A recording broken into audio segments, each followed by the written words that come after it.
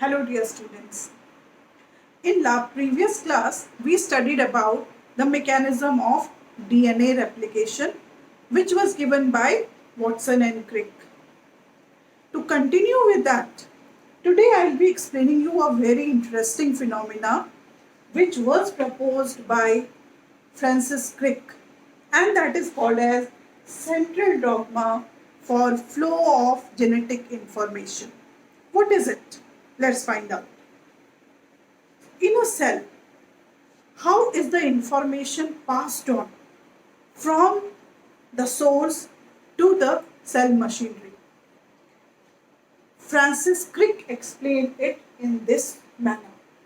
He said that the flow of information is from DNA to RNA to protein. First of all, the source of information is DNA, which is the blueprint of a cell. All the information is stored there. This DNA has the ability to replicate, which we have already studied, the DNA replication, which is semi-conservative.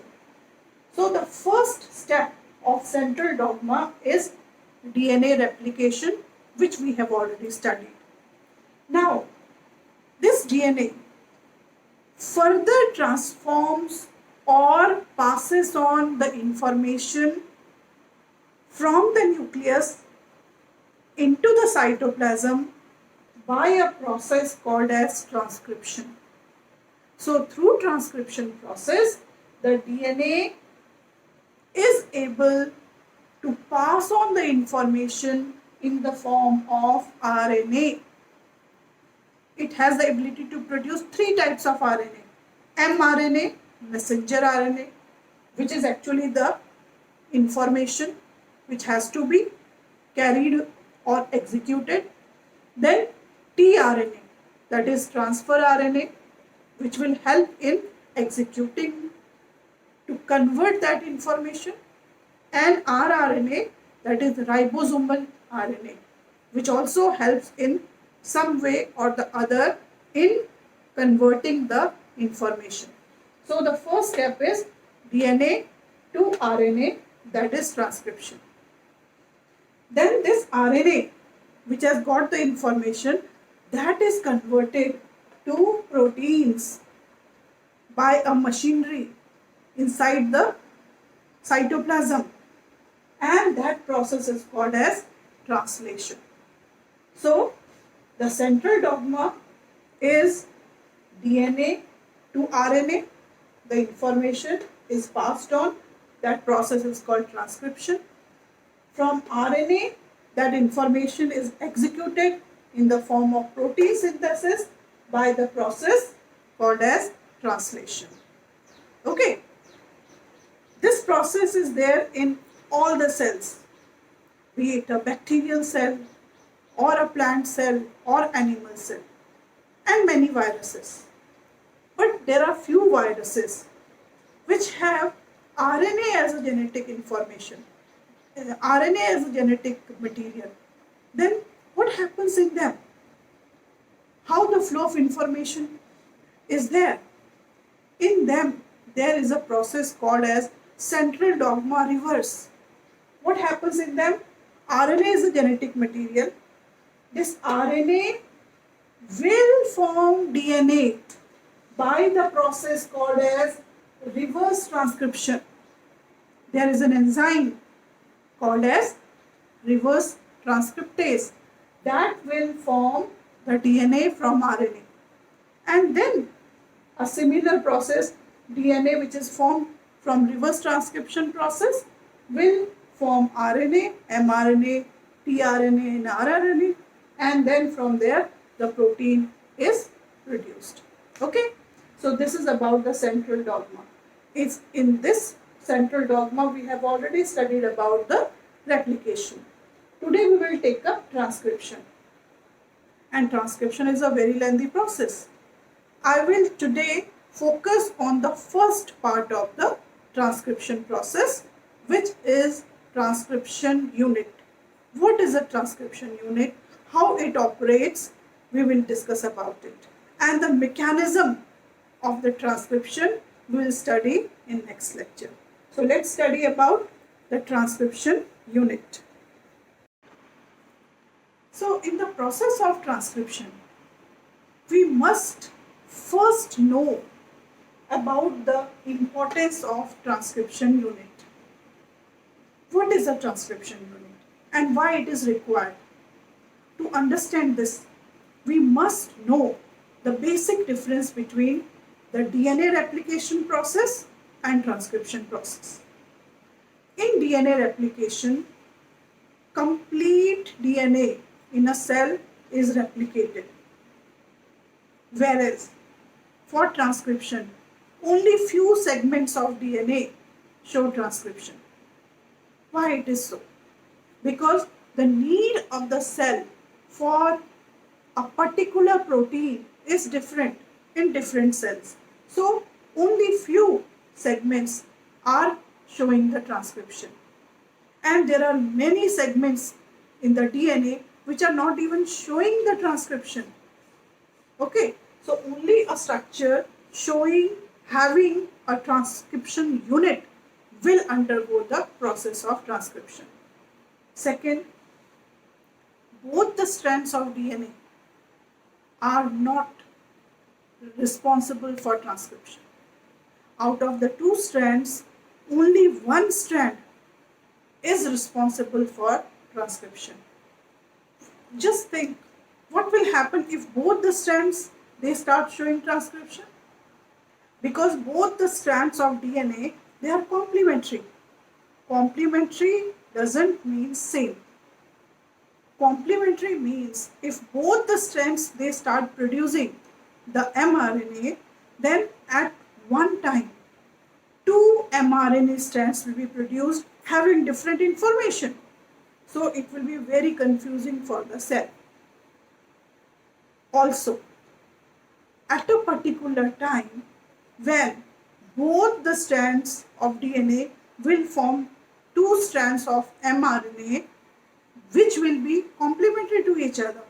Instead of forming the proteins, they will form the complementary base pairing and will form double-stranded RNA. So the whole process will be futile.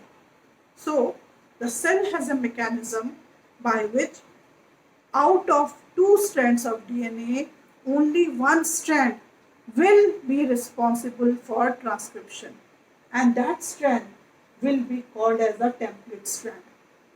Okay, so now let us focus on this transcription unit. A transcription unit must have these three parts. First is promoter. Promoter is the site from where the transcription process begins. Second is the structural gene. Structural gene means histone. It is that segment of DNA which has a meaningful information for protein synthesis. That is histone or structural gene. And third is terminator. Terminator is that part from where the transcription process will end. Okay, so the promoter site is present on the upstream of the template strand and terminator site is present on the downstream of the coding strand. Now these two terms, template strand and coding strand, what are they and what are their roles? As I told you, out of the two strands, that is two strands of DNA, only one strand will have the information for the protein synthesis. See, the process of protein, this mRNA, is done by an enzyme called as DNA-dependent RNA polymerase. And that DNA-dependent RNA polymerase acts from 5 prime to 3 prime. It will form a strand of RNA from 5 prime to 3 prime, which means it will take the information from the strand having the polarity 3 prime to 5 prime, or you can say it will start from here to here. Okay, so the strand which is getting transcribed for the protein synthesis, for the mRNA synthesis, is called as template strand. The information is taken from this strand. This strand is called as a template strand. Whereas the other strand, which is not giving any information, that is called coding strand. Why it is called coding strand? It is because if you see, suppose this is the sequence. You can see here A, T, G, C and so on. Likewise this one T, A, C, which is complementary to this. This is the template strand. And based on this template strand, this mRNA is formed. So you can see A is converted to U, T, A, G, C, like this. Wherever it is complementary base pairing, wherever A is there, instead of A, it will be U. For T, it will be A. Okay, so this will be the mRNA strand. But if you compare this strand and this strand, see, this strand is not having any role in transcription.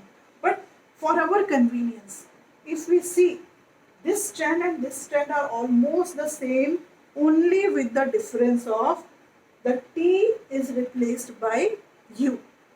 So it is very convenient if we just see this strand, instead of converting the upper strand into complementary base pairing, here only we have to replace the places of T with U. Otherwise the sequence is same. That's why for our convenience, for our understanding, this is called as a coding strand. So all references are made with respect to coding strand, though it does not have a role in transcription, but for our convenience, for our understanding, if we take reference from coding strands, it becomes easier. Okay, so you can say if there is any mutation in the coding strand, there will be no change in the DNA sequence here.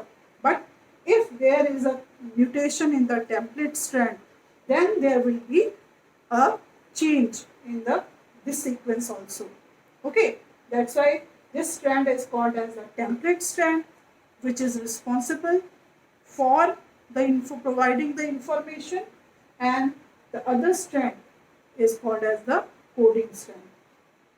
On the upstream of the template strand, there is a sequence called as promoter sequence.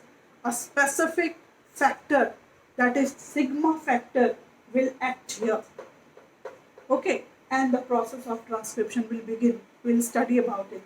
And based on this information, that is structural gene or the cistron is that segment of DNA which has got a meaningful information for some protein synthesis in the form of mRNA.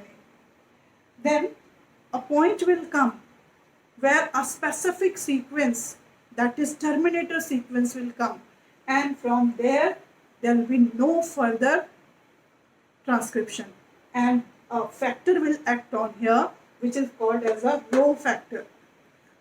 When I will explain the mechanism of the transcription, I will explain those concepts in more detail. Okay, so this transcription unit is a very important structure. This is asked, this diagram is asked in exams many a times. So practice this diagram, and you must know what are the components of a transcription unit and how we read a transcription unit. Okay, so in next lecture we will be studying the details of the transcription process.